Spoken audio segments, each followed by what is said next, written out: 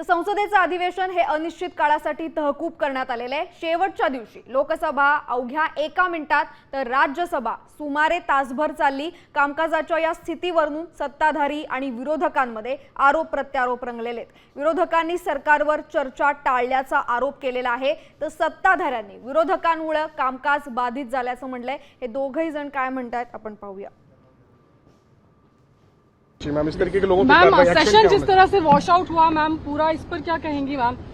Ma'am गृह मंत्री प्रधानमंत्री जी आज आए हैं वंदे मातरम गाने के लिए, आज आए हैं। पूरा सेशन चला है, ना प्रधानमंत्री जी आए ना गृह मंत्री जी आए, तो कैसे चलेगा फिर ये लोकतंत्र और ये पार्लियामेंट? विरोधी पक्षामध्ये संसद फेस करायची हिम्मत नाही।